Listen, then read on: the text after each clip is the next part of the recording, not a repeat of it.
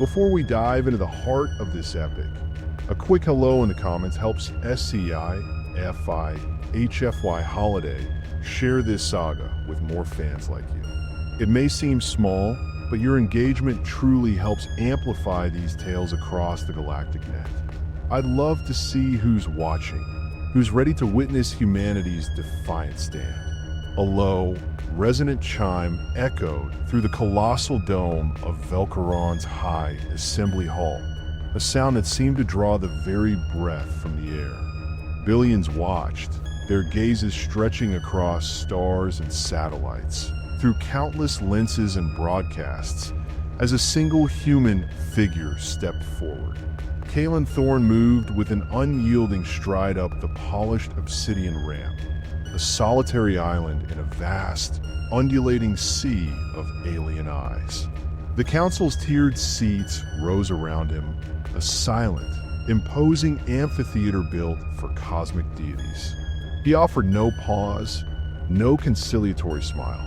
His suit, stark and unadorned, was a diplomat's armor, dark and resolute. As he reached the central podium, light panels overhead subtly shifted, focusing the attention of an entire galaxy upon him. A high-resolution hologram of Thorne flickered to life above, his face calm and determined, broadcasting to every outpost, every colony, every orbiting trade ring linked to the sprawling galactic network. Today is not about concessions, Kaelen Thorne began, his voice, though measured, cut through the profound stillness of the hall like a sharpened blade. Nor is it about silent victories along disputed lines, whispered in the shadows of forgotten treaties. His gaze swept across the assembled delegates, holding each alien stare for a beat too long. Today is about presence, about standing here together as equals. He didn't rush his words. Each syllable carried the immense weight of generations denied, of countless struggles for recognition. Behind him, a dozen human delegates sat with spines unyielding, their eyes fixed ahead, unwavering. Around them, alien representatives from every known member species observed in an almost suffocating silence. The Earth has not arrived at this podium through conquest. Thorne continued, his voice resonating with quiet power, but through patience, through relentless consistency, through the deliberate choice to speak, even when ignored, even when silenced. The silence that followed was absolute, profound. Even the low, ambient drone of data consoles and the subtle hum of translator chimes had faded, leaving only the reverberation of Thorne's words. We chose patience when we had the reach to strike. We chose to listen when we had every reason to condemn. And we chose peace, Thorne declared, his gaze lifting to meet the high dais where the 11 senior counselors sat, their ancient forms unmoving, their expressions inscrutable. Because we understand the true, devastating cost of war. For a single, suspended heartbeat, the vast room held its breath. Then, a soft, almost imperceptible murmur began to ripple through the chamber. It didn't originate from Thorne's side, but from the outer rings of the audience, where political observers, junior aides, and lower envoys clustered, their hushed whispers growing. And then, with a timing that felt too perfect, too orchestrated, the high dais shifted. Grand Chancellor Xylos of the Delcar Dominion rose, an imposing figure of 8 feet, his scaled frame wrapped in ceremonial green and gold robes that shimmered with ancient power. His eyes, dark like polished jet, moved without urgency, every motion calibrated for maximum effect, a predator assessing its prey. Envoy Thorne. The Chancellor's voice boomed, magnified and deliberate, a practiced pronouncement that filled the hall. This council can no longer ignore the accumulating evidence. His words dropped like a hammer striking stone. Kaelen Thorne, appointed representative of Earth, is hereby accused of subversion and unauthorized technological manipulation in neutral sectors. Murmurs erupted, louder now, a wave of disbelief. One of the three-eyed Thal Confederation observers blinked rapidly, their ocular stalks twitching in shock. A ripple of shifting postures and uncertain glances spread among the neutral species. The gray-skinned Athelans exchanged wary glances. The feathered Vexi twitched nervously. Captain Jax Ryland, one of the human military observers, took an instinctive step forward from the delegation row, only to be blocked by two council security guards, their electro staves humming with contained energy. Thorne held up a hand, a gesture of calm authority, without turning. He didn't look away from Xylos. Subversion? Thorne's voice remained composed, cutting through the rising din. On what basis is this accusation made? What evidence supports it? And why was it not brought before the mediation panels, as protocol dictates? There was no reply. Instead, council guards began to move, not briskly, but with the heavy, inexorable weight of inevitability. Two emerged from the stage wings, two more from the inner perimeter. Thorne stood rooted, unyielding. "Is this how we operate now?" he asked, his gaze sweeping past Xylos to the rest of the council, a silent challenge. No hearing, no evidence, no protocol, just accusation and punishment. Still, no one answered. Some turned their heads, others, like Counselor Thrill of the Bra, leaned forward slightly, eyes narrowing, not in sympathy, but in cold analysis. The guards reached the podium, their shadows falling over Thorne. "You are making a mistake," Thorne said, his voice low now, each syllable forged from iron. "Not just with Earth, but with the galaxy. If this is what justice has become, then you're already lost." A chilling pause. Behind the guards, a med-drone detached quietly from the ceiling, not to help, but to record. Then, Xylos gave a single, almost imperceptible nod. It happened fast, a movement trained and rehearsed. One guard drew his arc pike, driving it straight through Thorne's chest. A blinding surge of plasma lit the space for half a second, a brutal, clean strike. The sound was a sharp, crackling snap that echoed before the body hit the ground. He fell backward, slumped at the foot of the podium, smoke rising from the fabric of his suit. The silence that followed wasn't stunned. It was hollow, heavy, a void. Jax Ryland's jaw clenched. He didn't speak, didn't move. Behind him, Dr. Eris Valerius, civilian xenocultural analyst from the human delegation, dropped her translation module. It shattered against the stone floor, the sound echoing louder than anything spoken since the start of the broadcast. The hologram above the chamber lingered for a moment too long, still displaying Thorne's face, his eyes calm, his lips parted mid-breath before flickering out. 1,000 optical feeds and relay drones captured every angle. Nothing was censored, no camera turned away.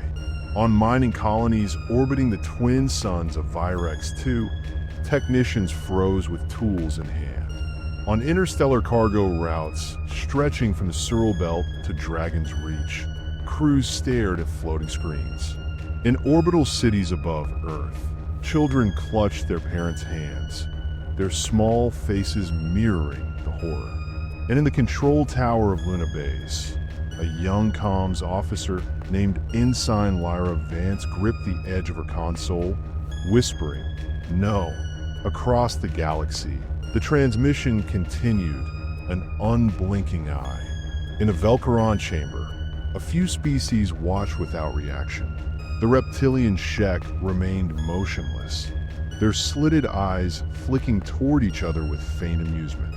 The tall, mantis-like Serani chittered softly among themselves, not in celebration, but a shared satisfaction among the alien tears. One small moment broke the stillness. Ambassador Lurka of the Ashvan Accord, a soft-skinned aquatic species long dominated by council laws, lifted her two-fingered hand toward the Chancellor as if to speak, then slowly lowered it, her gills pulsing with silent distress. The human delegation sat frozen. Jax Ryland finally stepped back, shoulders tense, his face carved from stone. The others stared ahead, unblinking. The execution had been a statement. There was no doubt. A statement not just to humans, but to everyone watching. The Council decides who speaks. They decide who matters. High Chancellor Xylos turned away from the podium and walked back to his seat, flanked by the guards. His robes fluttered slightly as he sat, seemingly unaffected. The lights dimmed over the podium. The floor crews began their silent dismantling of the speaking stage. Protocol had resumed. The broadcast had not ended, and no one else spoke. Not for the rest of the session. Not for the rest of the day. The image of Kaelen Thorne's body, lying in a halo of blood and light, became the most replayed visual in galactic history.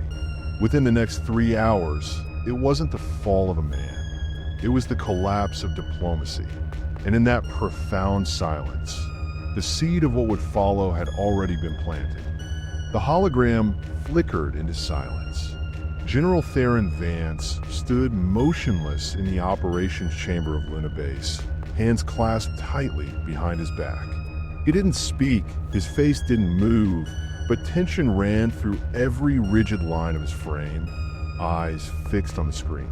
Not a twitch of reaction, but every muscle in his body was rigid, as if holding something immense back with sheer force of will.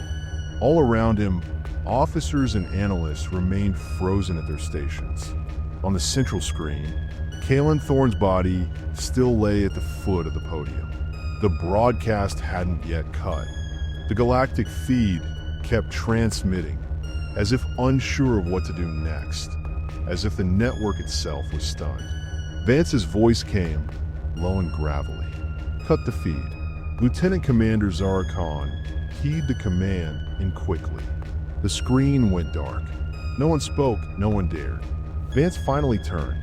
"Give me the council," he said, eyes locked forward, now burning with cold fire. The Earth Security Council was already assembling. Within minutes, a dozen hardline faces filled the primary conference wall.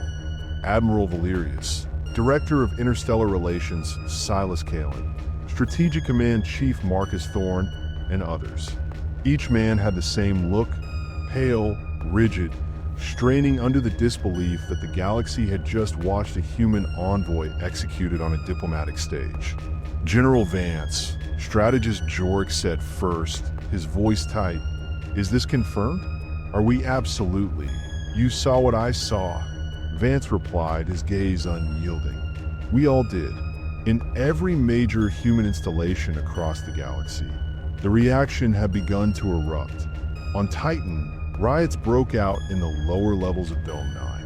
On the interstellar port of Rhea Prime, operators halted every outgoing vessel in protest. Across Earth, the Unity broadcast network collapsed under server strain as billions tried to replay the moment, to make sense of it. He was unarmed. Chief Marcus Thorne muttered, "No trial, no warning." "Doesn't matter," Admiral Valerius snapped. "They did it on purpose. They knew we'd be watching." Vance remained silent for a moment longer. His eyes, always intense, seemed colder now. "Status of our off-world assets?" he asked. "Ready." Commander Anya Petrova confirmed from the adjacent monitoring deck. "All cells in silent position. Nothing's been triggered." Jorek spoke again, this time angrier. "We need to respond now. We cannot let this go unanswered, Calvin." "You want war?" Admiral Valerius barked. "We hit Velcaron first. Fire every gun we've got. Let them see what Earth means when we stop asking nicely." "And who pays for it?"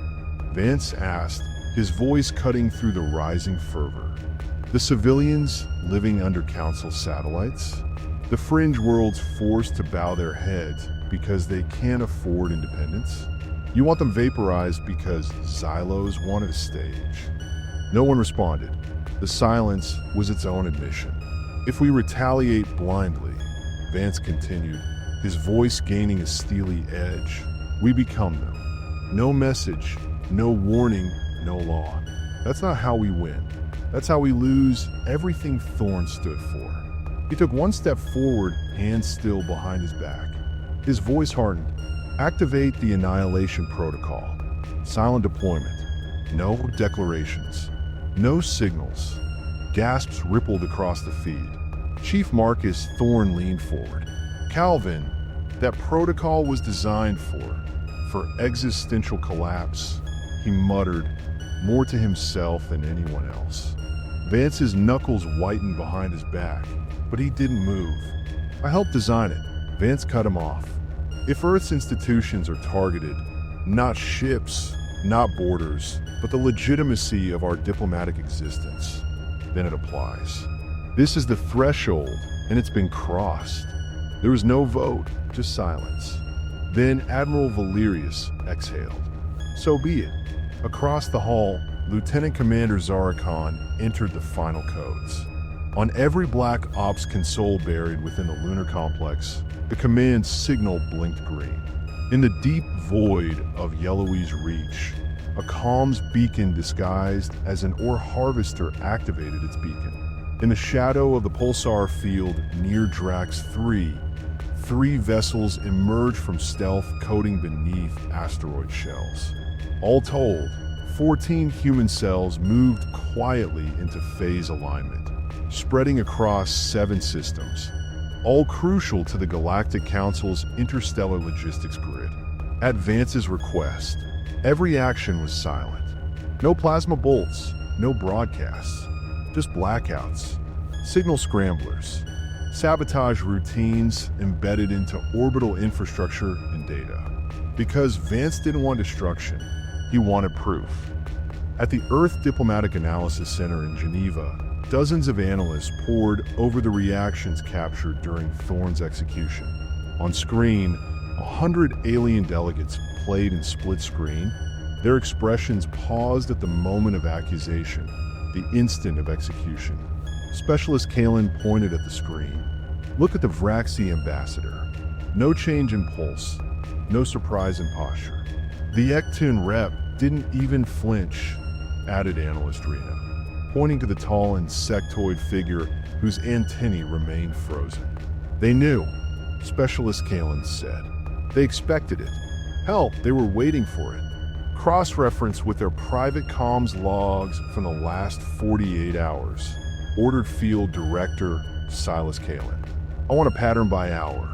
2 hours later, the first leak dropped. A fragment of a security feed from a Council logistics station in neutral orbit over Calmores Prime. It showed officials disabling navigation markers hours before the broadcast, clearing satellite lanes, and pushing media drones to fixed angles. By hour 3, the second, encrypted chatter between a Delcar diplomat and an unknown source on Velcaron, discussing handling the announcement carefully before the body hits the floor.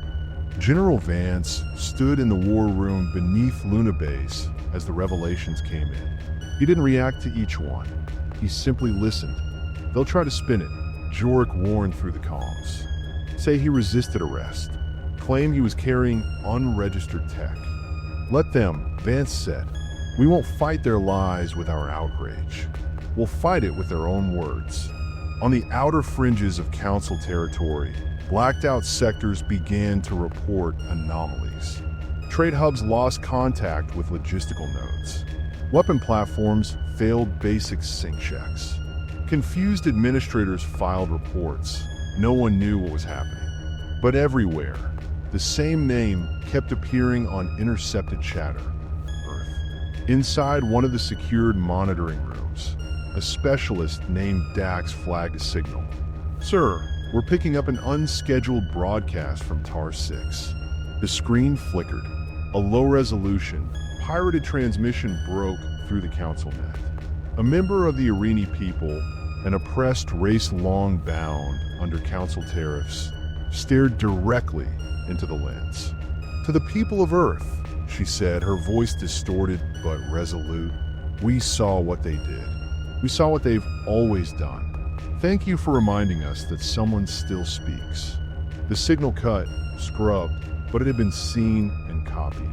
In the far sectors, among neutral populations, reactions were mixed. Some observed cautiously, others whispered. On Adro Station, a group of Valari scholars held a silent vigil near the embassy dome.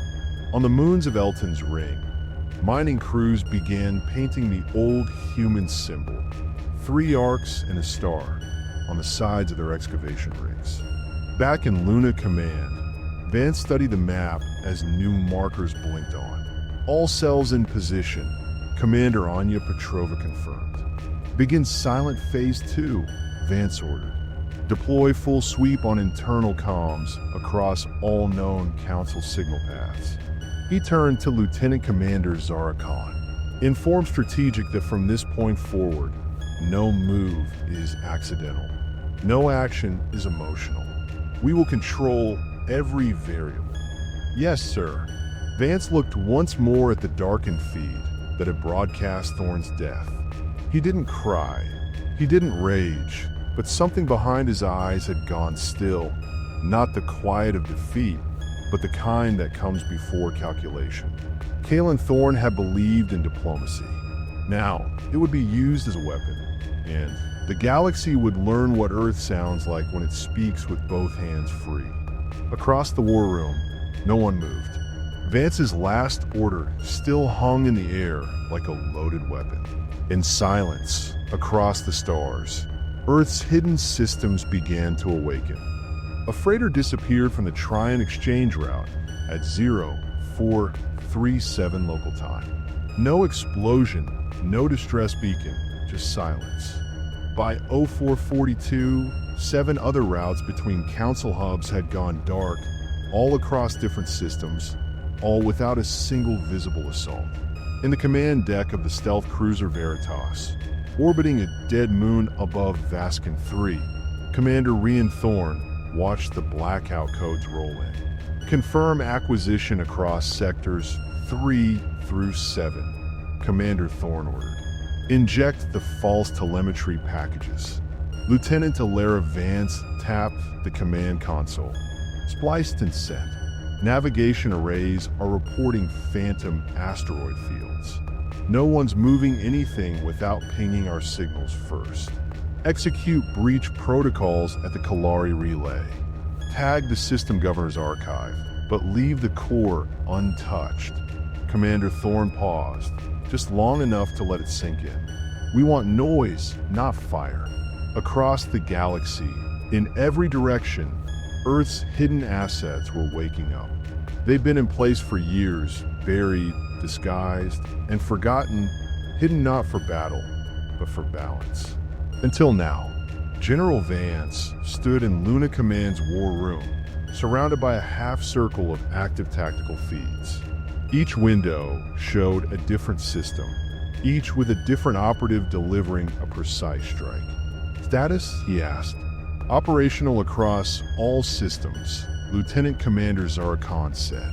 "Command confirms no civilian casualties. All strikes remain in shadow." "Good," Vance answered. "We keep it that way." The Annihilation Protocol wasn't designed for conquest. It was a scalpel, and it was cutting deep.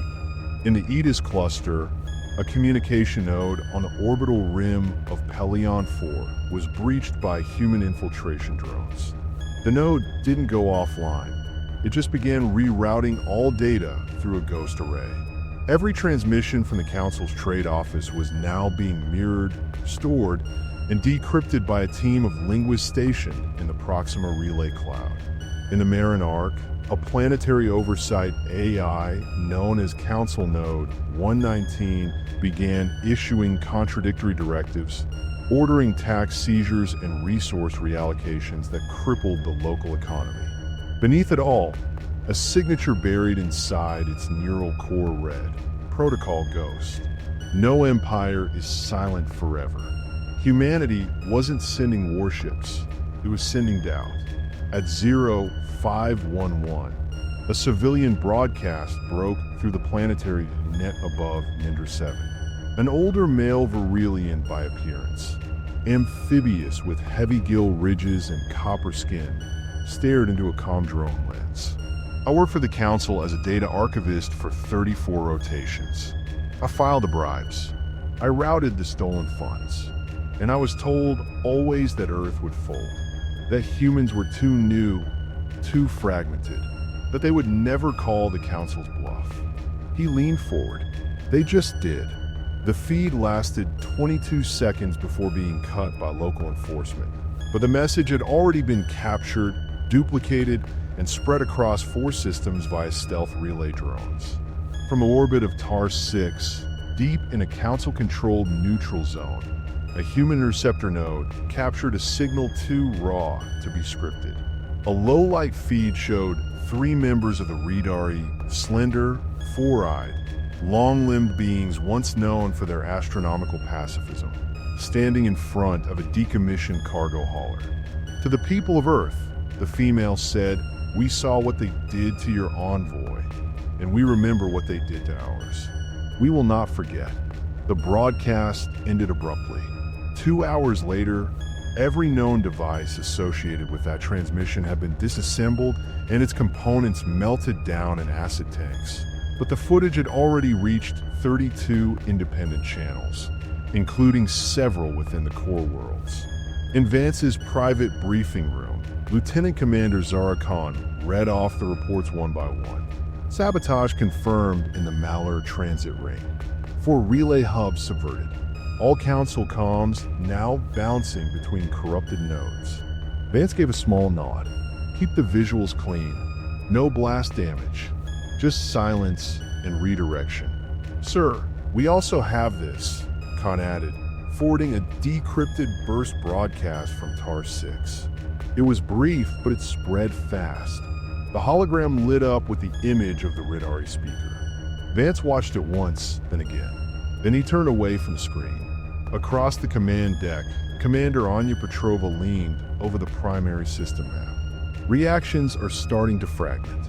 The Council's peripheral colonies aren't reacting in unison. Too much confusion. They've never dealt with an invisible offensive. They will, Vance said, but by the time they understand it, their foundations will already be in motion. In the mining hubs of Kevrin Delta, rumors spread that Earth had infiltrated the energy allocation grids. On the storm-battered platforms of Hyros 3, a banner with a human triple arc was projected across the side of a cargo tower. The symbol held for 27 seconds before being digitally erased. Below it, a crew of Varlex miners paused. None spoke. One raised a hand to his chest, 3 fingers spread, matching the arcs. But it had been seen, and it had been recorded. Council authorities responded with silence.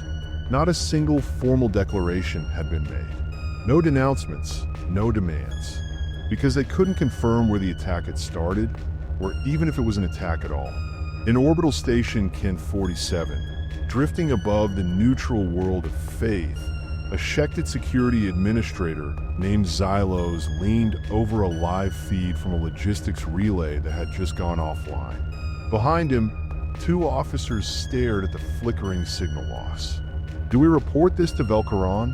one asked. Xylos shook his scale head. "And tell them what? That the humans are disrupting things without shooting anyone? That we've lost 4 logistical cores without a single recorded casualty?" He gestured to the feed again. No smoke, no bodies. Just systems unraveling. "What do we do?" Xylos didn't answer. His silence was answer enough. Back in Luna Base, Vance moved between screens without speaking. The room was a machine around him, every piece working, every man in position. Commander Anya Petrova stepped beside him. 7 systems compromised. Council territory is destabilizing, but no full response yet. Their own weight will pull them down. Just keep showing the galaxy what they built and how it breaks. Throughout the day, intercepted council communications grew more frantic. Bureaucrats sent encrypted pings that never returned. AI clusters relayed conflicting security status reports. Private sector operatives began moving assets away from council-backed banks and infrastructure, not because of war, but because of uncertainty. And in that vacuum, Earth's message resonated louder than any cannon. Not conquest, correction. In the deep atmosphere of Morik 4, hidden in the thunderclouds, an Earth-made stealth platform broadcast a short loop to every vessel passing within range. A voice silenced is not a crime hidden. The galaxy has watched. Now it will remember. By the end of the first Galactic Day cycle, 12 outposts had declared temporary autonomy, pending clarification of Council authority. 3 more refused incoming patrol vessels. And in the diplomatic chambers of Kesh Prime, an independent coalition of species requested direct contact with Earth's ambassadorial network. Vance sat in the dimmed command tier, the light from the central table casting his face in hard relief. He gave no orders for celebration, no statements of pride. Only one command passed his lips. Maintain spread. Prepare Phase 3. Earth was not launching an invasion. It was dismantling an empire. Quietly, precisely, and across the stars, voices once silenced had begun to rise, because someone finally had listened. First, encrypted logs pulsed across the main wall of Luna Base's war room, dozens of streams flickering in parallel. Names, locations, identifiers, all bleeding into one another under the pressure of analysis. No one in the chamber spoke above a whisper. The entire room felt as though it were balancing on the edge of a blade. General Theron Vance stood in front of the central projection, arms folded, eyes sharp. Behind him, 3 operatives cycled through isolated data strings and layered encryption shells. What had begun as disruption was now unfolding into revelation. The signal patterns from Caloris, Tar, and Mallard don't align with standard civilian chatter, said lead analyst Ian Tross. He was tall, wiry, with faint crease lines on his sleeve like he hadn't left the console in hours. We isolated embedded hashtags repeating in council relays. These weren't organic responses. They were planted. Time to drop after Thorne's execution. Designed to preempt backlash. Controlled outrage. Artificial consensus, muttered Captain Anders Yates from the adjacent console. Continue, Vance said. Tross expanded the feed. A series of private diplomatic exchanges appeared across the screen. Voice pulses, fragmented video, heavily encrypted and labeled by sender tag. We traced these messages back to Velcaron's ministerial secure lines. They were routed through a diplomatic shell registered to the Delcar Dominion, Tross explained. Time coded 42 minutes before the public accusation. A pause filled the room. Yates leaned forward. They were writing the speech before Thorne ever stepped on the platform. One by one, the embedded timestamps confirmed it. Chunks of phrasing that matched Xylos' accusation word for word. The charge of unauthorized technological manipulation. The claim of subversive influence in neutral territories.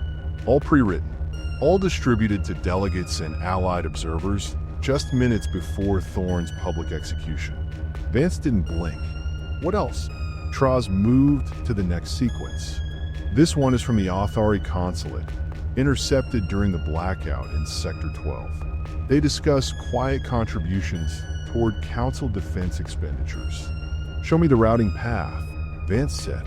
Tross overlaid the transfer trace. It wasn't subtle. 3 major fund movements, all traced through blind corporate arms headquartered in Vraxi territory, converted to secure council accounts hours after Thorne's death. Beside each, confirmed authorization tags from mid-level functionaries aligned with the Chancellery. Names, Vance said. Confirmed involvement from Vraxi Minister Theron. Yates answered, flipping to the matching intel packet. Also, Counselor Vax of the Ekten.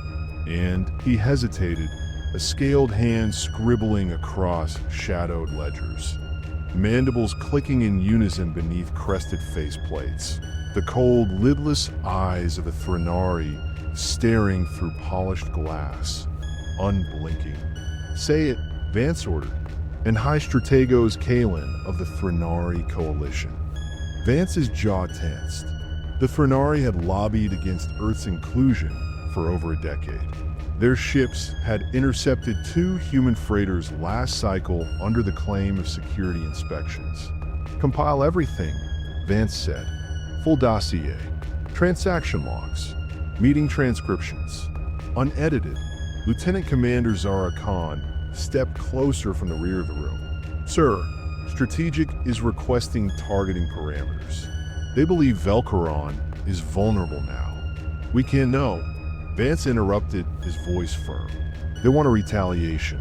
They want us to hit back hard and bloody so they can justify Thorne's murder." "They killed him, General," Yates said, his voice raw, "in front of the galaxy. They tried to kill what he represented," Vance replied, turning toward him. "We don't answer with fire. We answer with fact." He gestured toward the data displays, now filling with visual records. Encrypted meetings between Council envoys and anti-human factions. Closed-door discussions in neutral zones. Maps showing the movement of key personnel before and after Thorne's death. They built a lie to protect their hierarchy. "We won't burn it down. We'll turn on the lights and make sure no one looks away again." "Where?" Khan asked quietly. "Where do we bring this?" Vance looked back to the center of the room, toward the shifting holographic map of Velkaron's orbital belt. "There," he said, "in the same chamber where they murdered him. Truth doesn't belong behind closed doors. It belongs where the lie began. And if they resist," Yates asked, "if the Council defends itself with force?" Vance turned slowly. The pause that followed said more than any order could. "Then we break them, but not with vengeance, with precision." He stepped closer to the core projection unit and keyed in a sequence. A large data container opened on the central pillar, the seal of the Earth Strategic Command spinning into view. Vance inserted a drive. "This is the evidence," he said. "Everything from the orders to the bribes, to the last transmission before Thorne died." He let the silence stretch. "They will see it." Traz, now at his station again, glanced over his shoulder. "Sir, the Confederated delegation just released a statement condemning the blackout operations. They're calling Earth's actions a disruption of diplomatic equilibrium." "Let them," Vance said. Yates tilted his head. "We could respond. Take down the relay in their capital ring. Broadcast the dossier now." Vance shook his head once. "Not yet. We don't give them a reason to call this a coup when this is done. There won't be a war. There will be a reckoning." The room fell silent. Then Khan, hesitant, asked, "What do we call it, sir?" A pause. "We call it justice," he said. The war room had fallen silent, but Vance knew the real battle hadn't started yet. Not out there, but here, in rooms filled with voices demanding war instead of truth. The glass doors slammed shut behind General Theron Vance as he stepped into the strategy chamber beneath Geneva Command. The noise from the corridor, voices, alerts, protests, vanished in an instant. Around the central table, 12 men sat waiting. No one stood, no one saluted. These weren't field officers, they were decision makers, and at this hour, they were split down the middle. Admiral Marcus Thorne broke the silence. "You've had your justice, Calvin. The data package, the exposure, the shame. You proved your point." Vance walked to the head of the table without answering. The display lit up as he approached. A rotating schematic of Velkaron's orbital bands, overlaid with updated intelligence from the Outer Ring satellites. "Now what?" Thorne continued. "Now we wait while they regroup, while they lie again. We have momentum. I know what we have, Vance replied.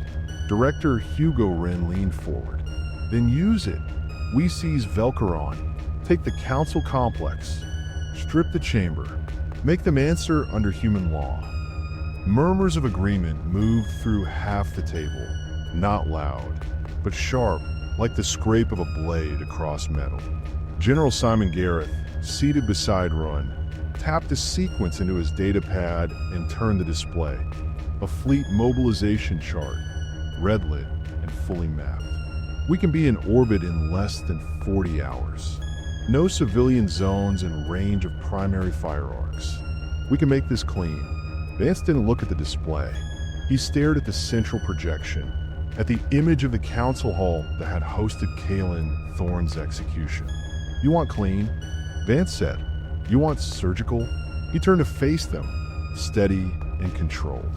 Then tell me how you plan to explain to the galaxy that the race which brought forward evidence, exposed a conspiracy, and called for a tribunal suddenly launched a full military occupation. Gareth exhaled.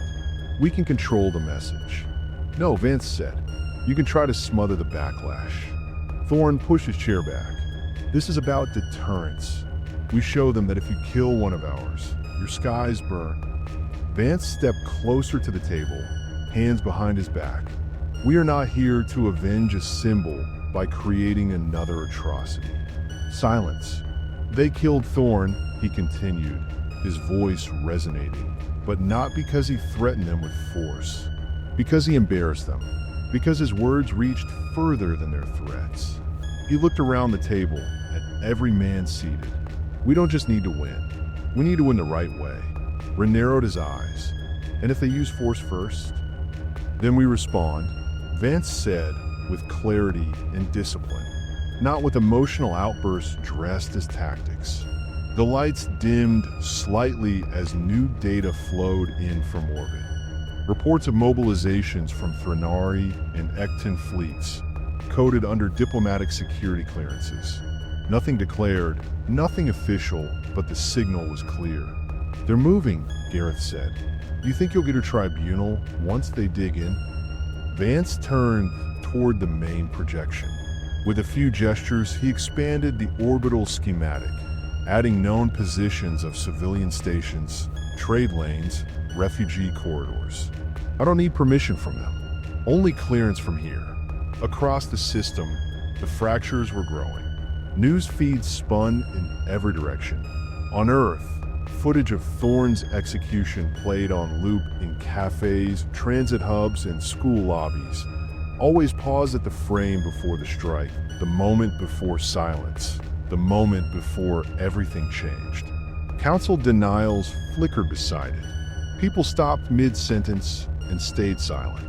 The civilian population was boiling. On the massive display wall inside the Luna forward relay, several data streams pulsed with warning overlays. Civil unrest in New Nairobi, Spire refinery strikes on Mars, cyber assaults against proconsul news nodes. Even within Earth's population, a line was forming.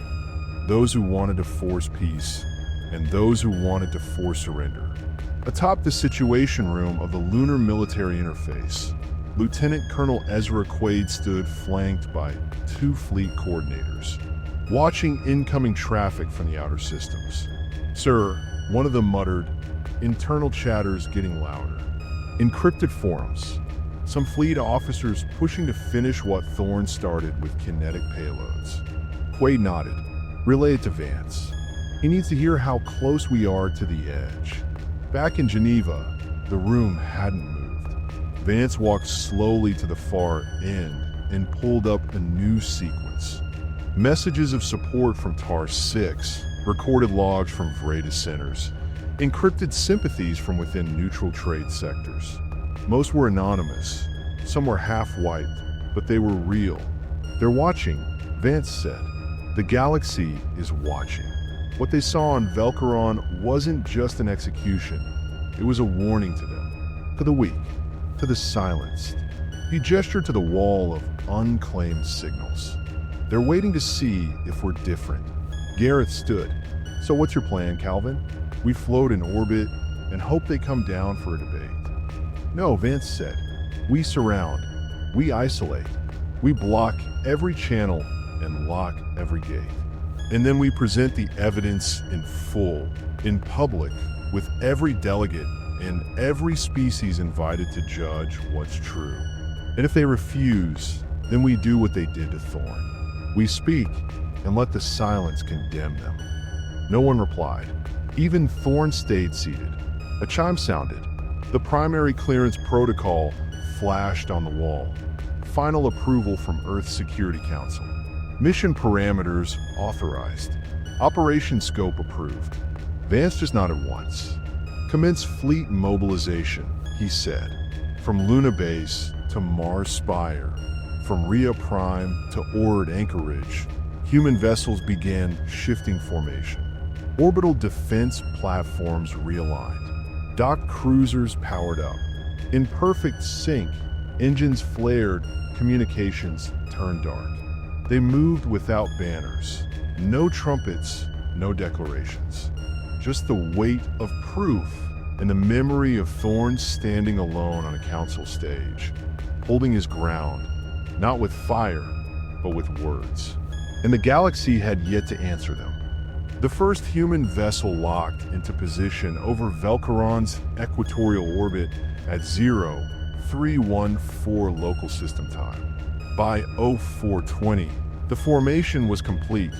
173 ships arrayed in silent arcs across the orbital bands. No lights, no open channels, no firing solutions logged, but every weapon system was live. From orbit, it looked like a net drawn tight across the planet's surface, vast and absolute. In the command deck of the UES Admiral Nolan, Admiral Vex stood motionless, reading the incoming synchronizations from the other battle groups. Sector seals complete, Vex reported. Nothing in, nothing out. General Theron Vance didn't respond at first. He stood in the forward viewport of the bridge, eyes fixed on Velcaron below, a world still spinning as if nothing had changed, as if its crimes weren't tucked beneath soft weather and artificial peace. Broadcast status? He asked. Lieutenant Malik Sorensen, Communication Control, turned from his console. All outbound council transmissions are being intercepted, scrubbed, and reprocessed before re-entry.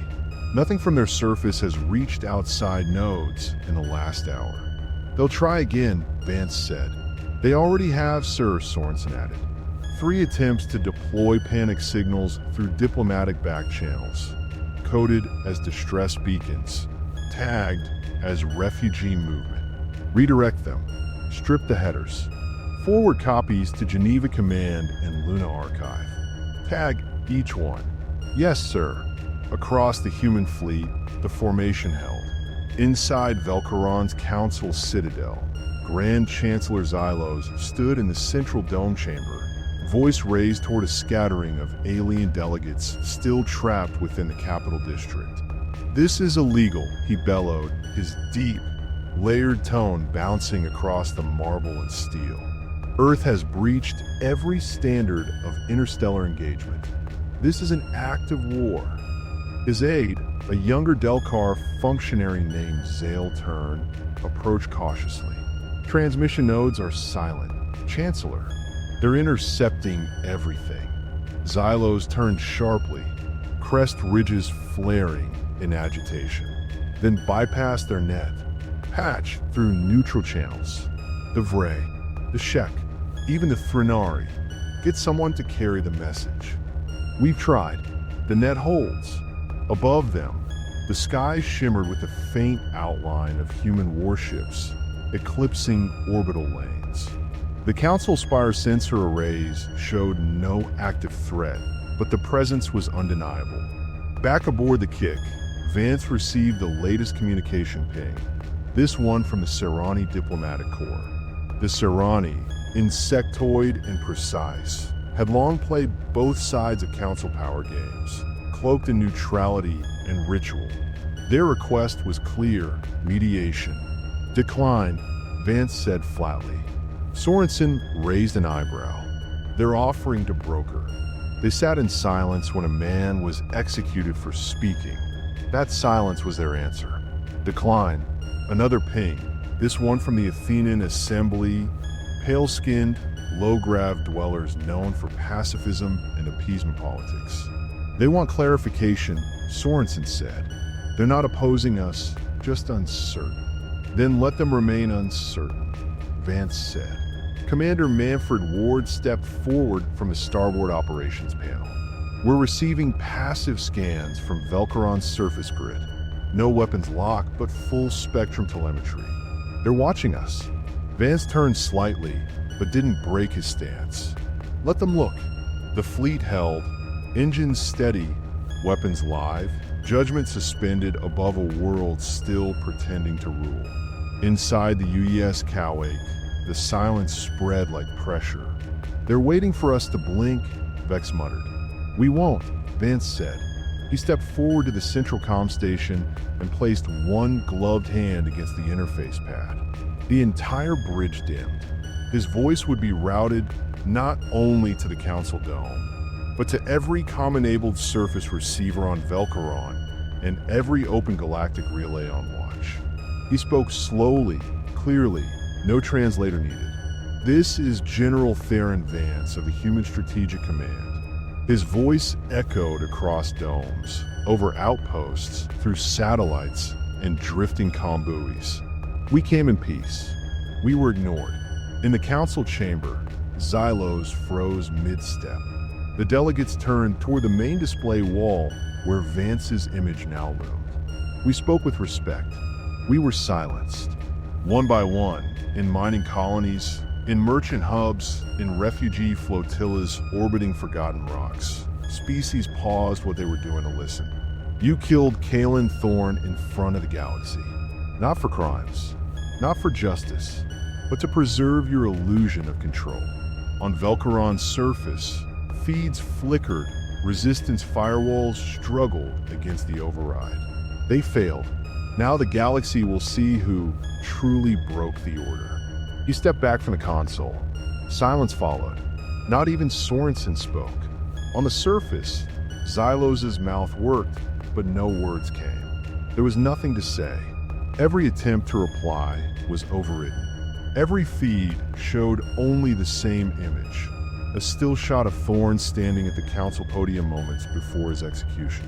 The sky above Velcaron remained dark. No blasts, no movement. But every station in orbit was armed. Every cruiser locked in formation. Every system calibrated and waiting. Not for permission, but for proof. Across the galaxy, no one spoke first. They watched, and Vance remained in silence, arms folded behind him, the world beneath him suspended in a moment stretched to its breaking point. Justice didn't have to arrive with noise. Sometimes it came as silence, with a spine, and stayed until the lie broke. The silence in orbit had held longer than anyone expected. No shots fired, no ships moved, just the weight of truth bearing down from above. And when the silence finally broke, it did not come as fire, but as a signal, evacuate. The sky over Velcaron was clear when the evacuation order came. General Theron Vance issued the command without ceremony. No speeches, no banners, just a single encrypted transmission broadcast on an open council frequency. Clear the Citadel. Within minutes, transports descended in silence, collecting the remaining delegates, staff, and security forces from the once imperial dome of interstellar governance. The landing zones were cold and methodical. No resistance, no conflict, just the quiet shuffle of centuries being removed from their seat. At Oro 6:32 local time, the council spire stood empty for the first time in 900 years. Vance stood on the ridge above the complex, boots planted in the scorched red soil, his gaze fixed on the building's silhouette. Beside him, Admiral Nolan Vex checked the target alignment one last time. Coordinates confirmed, Vex said. Firing, solution clean. This building silenced the voice of a man who believed in reason over force. Vance said, his voice low, "Let it fall in silence for him. Execute." From orbit, a single lance of light dropped through the atmosphere. No flare, no excess, just pure energy descending with silent finality. The citadel shattered, not in flame, but in force. Columns sheared, domes collapsed. The central hall vaporized the glass. A column of dust rose over the crater, high and slow, and then it was done. Vance watched until the cloud stopped rising. He didn't blink, he didn't speak, but he stayed unmoving as the structure that once killed Thorne crumbled into smoke. A silence of mourning hung between him and the sky.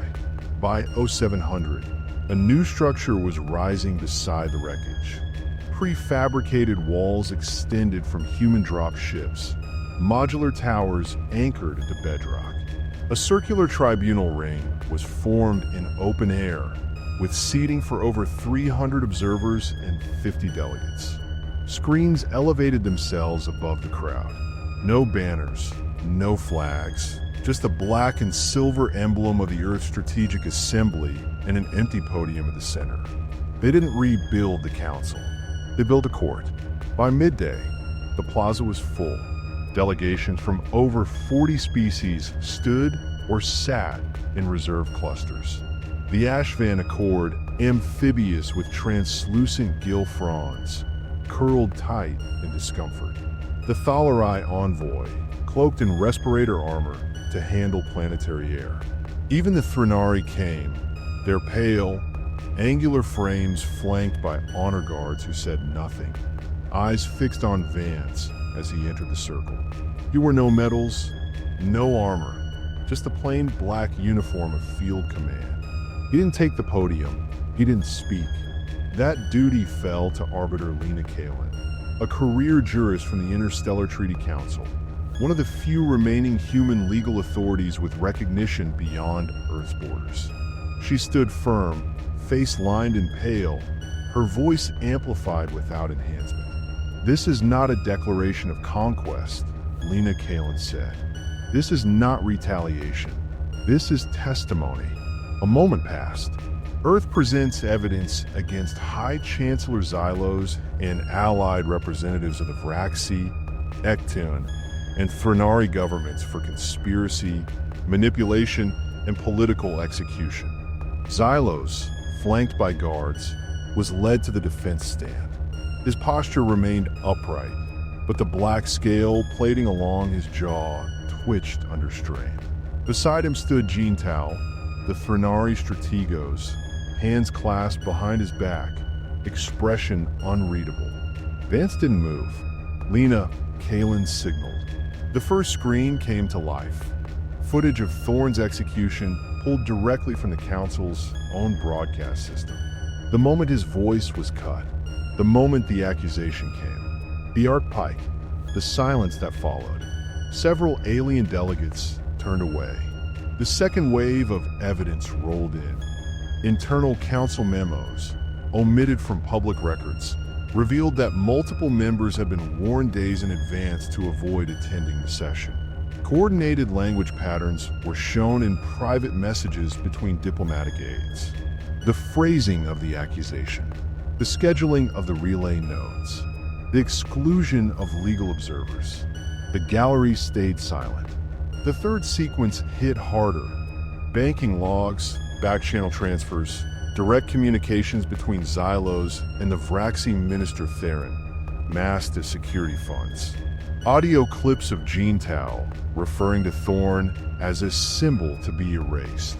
Then came the defenses. Xylos stepped forward, voice sharp, eyes wide. These communications were fabricated. Earth controls the channels now. They manipulate the data. Jean Tal's voice was colder.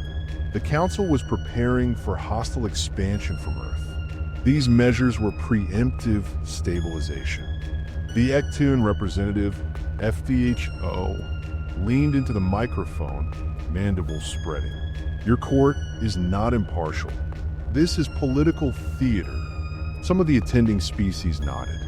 Quiet conversations began to rise among the seats, doubt bleeding through the ranks. The Ashvan delegation whispered in uncertainty. The Athenan diplomats looked at Vance, then at the screens, then away. Lena Kaelen raised a hand. You will now receive the final submission from the human assembly. Vance stepped forward. He inserted a sealed module into the data column. The screen shifted. A raw audio feed played, low, shaky, with a timestamp minutes before the council session where Thorne was executed. A voice, distorted by urgency and proximity, unmistakably Xylos's, prepare the floor. The accusation must precede his speech.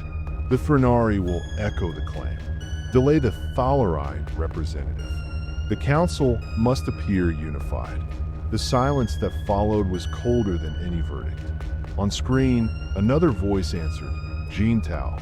Understood. Initiate blackout. 5 minutes before transmission. Vance didn't look at anyone. He stood at the base of the screen while the delegates processed what they just heard. Lena Kaelen spoke.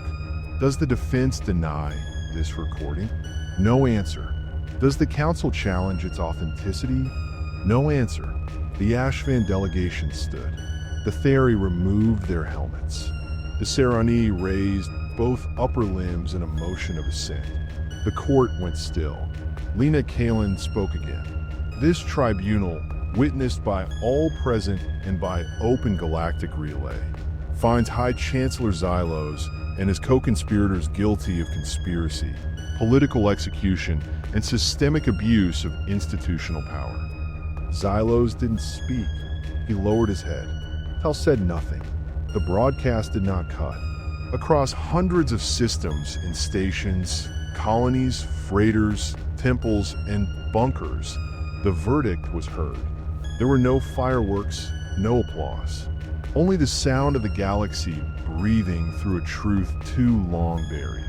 Vance stood still, eyes fixed on the smoke rising in the distance. The verdict still echoed across open relays when the withdrawal began. Council towers lay in dust. Delegates dispersed. The tribunal ring had gone quiet, its screens dark, chairs empty. The last of the diplomatic envoys lifting off towards scattered alignments of power that no longer claimed center. General Theron Vance stood in the command bay of the UES Cow, the window before him filled with the silent curve of Velcaron's broken skyline. The orbital net was still in place, not to contain, but to protect the moment from interruption. No vessels entered, no weapons fired, just silence. Admiral Nolan Vex stepped up beside him, eyes scanning the tactical array hovering at the side console. All ships report stable, Vex said. No resistance from surface installations. Civilian transports have rerouted. The last relay from the Threnari broke off transmission 20 minutes ago. Vance nodded at him. Good. Behind them, the operations crew worked in hushed tones. No one raised their voice. No one asked what came next. The channel to the Earth assembly blinked, and Vance stepped into the private chamber. The feed connected instantly. Chancellor Eva Rostova, seated at a long table flanked by senior advisors, gave a single nod. You're certain? Rostova asked. Vance didn't blink. Yes. The Chancellor leaned back, exchanging a glance with the man to her right. Defense Minister Yerrick, square-jawed, hands locked on the table. On her left, Director of Interstellar Relations Silas Kaelen, eyes shadowed with sleepless weight, waited for Vance to continue. We're not staying, Vance said, and we're not rebuilding what they lost. They'll need to find their own way. Rostova folded her hands. And Earth. We pull back from the central structure. We maintain responsibility over our corridors. We reinforce border partnerships, autonomous collectives, planetary defense councils. No more central forum. No more galactic arbiters. Silas Kalen's voice broke the quiet. And the image that leaves behind, Vance looked him in the eye through the feed.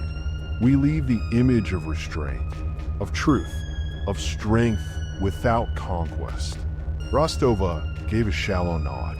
You have full authority to finalize. The feed cut. Vance returned to the bridge. The order moved through secure channels. Within minutes, the human fleet began to reposition, not in retreat, but in realignment. No engines flared, no mass shift or spectacle, just the quiet confirmation of departure. In the main bridge tier, Lieutenant Commander Zarakon approached, datapad in hand. "Sir," she said, "communications from 6 peripheral colonies. They're requesting confirmation. Is Earth stepping away from the Council entirely?" Vance took the pad, scanned the message headers, and handed it back. "Tell them yes," he said. "Tell them they were never subjects, just voices waiting to be heard." We reminded the Empire of that. Khan hesitated, then nodded. "Yes, sir." She started to turn, but paused. "If I may ask, are we sure this was the right call?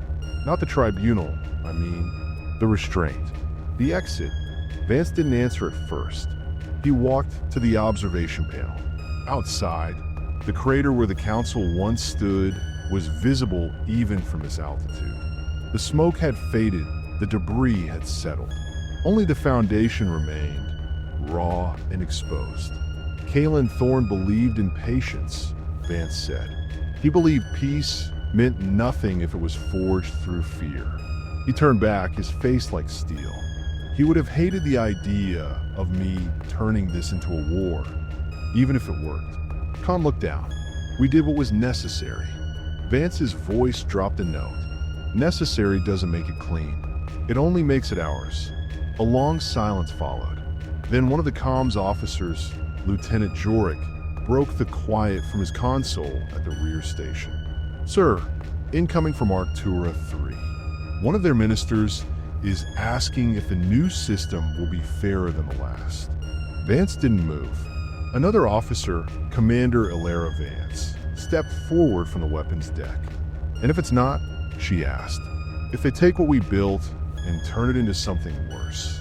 Vance turned slowly to face them both. His voice was low, controlled. "Then we'll be here." A pause, and they'll learn what it means to challenge a justice that knows how to wait. No one spoke, no one looked away. Not because of discipline, not because of fear, but because in Vance's voice for the first time, they heard the anger he had carried since Thorne fell. The one thing he hadn't let lead him until now. And that was enough. The final commands were issued. Systems disengaged on every ship. Crew members returned to stations. Drive spun up. Guidance locks released. Power channels redirected to the fold course. Above Velcaron, the human fleet began to vanish, one by one, into silent pulses of white gold light. No fanfare, just the quiet, surgical exit of a force that had never come to conquer, only to hold the line until truth could be heard. In the command bay of the Kolik, Vance remained alone. The stars returned to their natural shape as the last human vessel slipped into fold space. He didn't move. He just watched. Not to remember, but to let go. And when the planet disappeared, it didn't take Thorne with it. It left him standing. "Hey there, space human. I'm really curious about your thoughts on this video. Drop a quick comment and let me know what's on your mind, or just say hi if you prefer. Either way, I'd love to hear from you. Oh, and one last thing. Every great soldier knows that to survive and become a hero, taking care of yourself is key. So before you go, check the pinned comment. Trust me, it's important. And I've chosen another video for you to watch. Just click the card here or here if you want the whole playlist. See you there.